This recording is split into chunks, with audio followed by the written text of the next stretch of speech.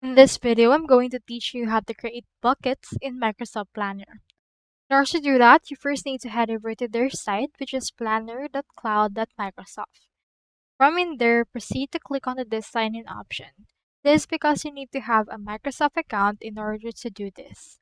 So proceed to click on the sign in, and from in there, proceed to sign in. You can also get Planner for iOS and Android.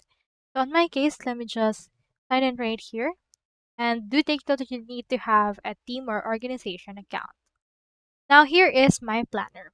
So this is the plan that I have chosen to open, which is called Simple Plan.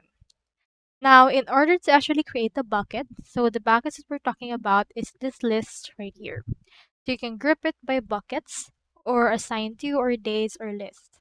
So in order to add or create new buckets, proceed to click onto this scroll option below and scroll it all the way to the right. From in there, you can see this option for add new bucket. So for this, proceed to click onto this option right there. In here, it will ask for the bucket name. So for example, let's make it or name it as cancelled. Then click on the enter on your keyboard, and then that bucket will be added. Now you can add tasks to this bucket by clicking onto this add task option and then naming your task. So for example, let's add in here a task. And you can add it, and here it is right here.